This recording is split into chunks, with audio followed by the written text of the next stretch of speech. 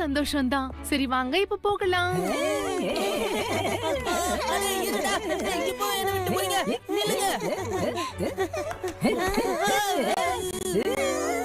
அப்புறம் இதுதான் நம்ம தென்குவாசு அகாடமி.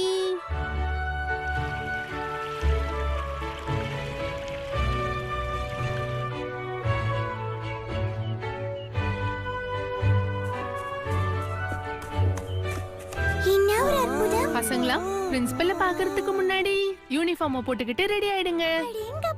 என்னோட கனவு நிறைவேற போகுது.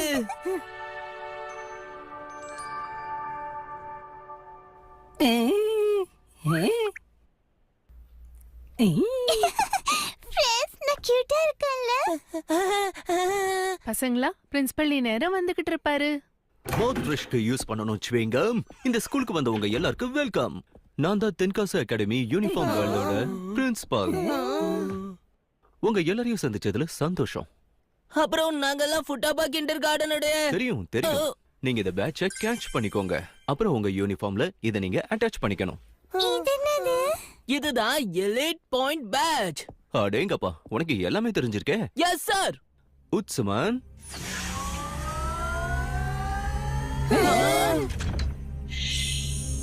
நான் உங்களுக்கு எலிட் பாயிண்ட்ஸ் கொடுப்பேன்.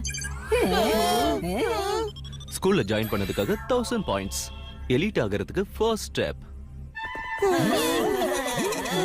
அகாடமியோட பாயிண்ட்ஸ கணக்கு வழக்கு பண்றது ஹோட்ஸ்மன். அப்புறம் கூடவே இருக்கிறது பெரிய ஃபன். அகாடமிக்கு, ஸ்போர்ட்ஸுக்கு, ஆர்ட்ஸுக்கு, என்டர்டைன்மெண்ட்டுக்காகவும் அப்புறம் குட் மேனர்ஸ்க்காகவும். எலிட் ஆகிறதுக்கு ஹோட்ஸ்மன் திசையை காட்டும். பாயிண்ட்ஸ் கம்மியாச்சுன்னா பசங்களுக்கு பனிஷ்மெண்ட் கிடைக்கும். பனிஷ்மெண்ட் யாருக்கும் பிடிக்கல.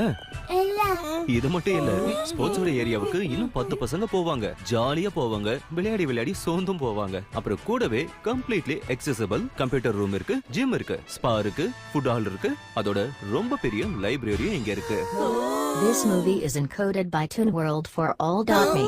சுத்தமா இருந்தா அகாடமி கொடுக்கும் ரேட், ஆனா குப்பைய போட்டா ஸ்டூடண்ட்ஸ்க்காகவும் பாயிண்ட் கட்.